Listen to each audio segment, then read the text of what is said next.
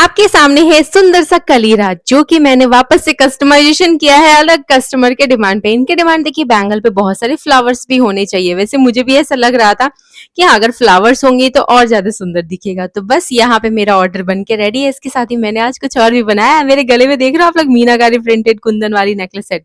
ये मैंने वैसे तो अपने पतिदेव के बर्थडे पे अपने लिए बनाई क्योंकि उनका ना फेवरेट है मीनाकारी प्रिंटेड कुंदन। इसकी क्वालिटी इतनी अच्छी होती है ना कि पसीना से भी खराब नहीं होता। तो इसलिए मैंने उनके बर्थडे पे सोचा कि चलो क्यों ना उनकी फेवरेट चीज बना के पहन लूं।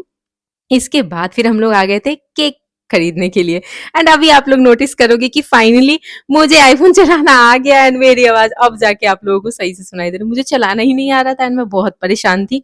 2 दिन मैंने मतलब कि मैं आईफोन लेके इतनी ज्यादा खुश थी, लेकिन 2 दिन में बहुत परेशान रही कि सब लोग के कमेंट आ रहे थे आवाज क्लियर नहीं आ रही, आवाज क्लियर नहीं आ रही।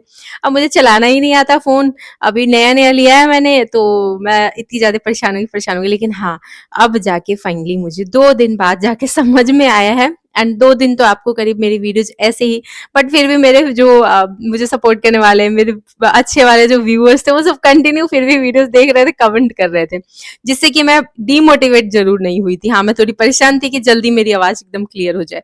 तो यहाँ पे आप देख रहे हो मैं घर पे आ गई थी, ससुराल आई थी केक लेकर के। पतिदेव का बर्थडे हम लोग मतलब केक कटिंग हमने घर पे ही किया था जाके, क्योंकि बच्चे यहाँ पे हैं। एंड अनमोल ने सेंटा क्लॉज वाला टोपी पहन रखा है, कपड़े चेंज करने के लिए रेडी ही नहीं हो रहा था। तो मैंने कहा चलो जैसे हो ऐसे ही काट लेते हैं केक, क्योंकि मेरे पास भी अभी टाइम नहीं है। कल के मेरे बहुत सारे ऑर्डर्स हैं। तो हम लोग पहले यहाँ पे केक कटिंग ये सब करेंगे एंड क्या क्या खाएंगे पियेंगे सब कुछ आपको दिखाएंगे। सबसे पहले तो लड्डू रानी केक देख के दौड़ी आई एंड पापा से पूछ रही है ये क्या है ये क्या है। तब तक मैं अनमोल ने खाना ही शुरू कर दिया था। कभी इधर से हैप्पी बर्थडे निकाल देते थे। एंड केक पे आपने नोटिस किया मैंने क्या लिखवाया था? Neha ma'am and DJ service, ये आइडिया उनका था।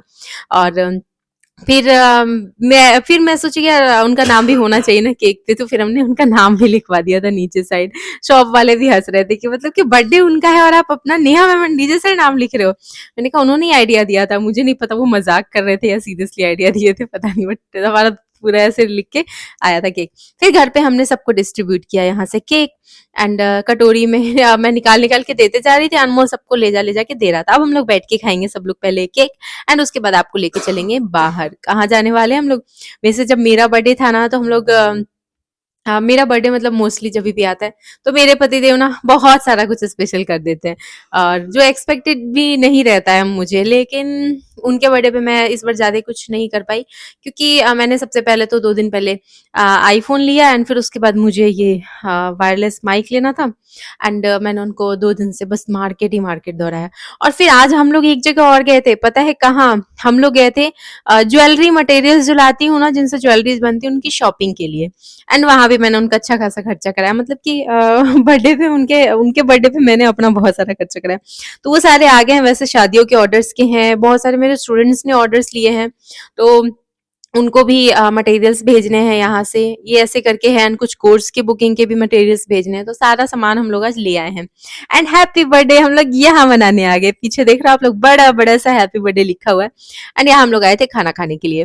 तो रात में हम लोगों ने खाया था यहाँ पे शाही पनीर एंड रोटी। वैसे तो मेरा मन कर रहा था पिज्जा खाने का, लेकिन फिर मैंने अपने पतिदेव का चेहरा देखा मैं कि अगर मैं बोलूंगी ना कि मोमोज पिज्जा खाना है तो एकदम गुस्सा हो जाने वाले, क्योंकि वो खाना खाने आए थे।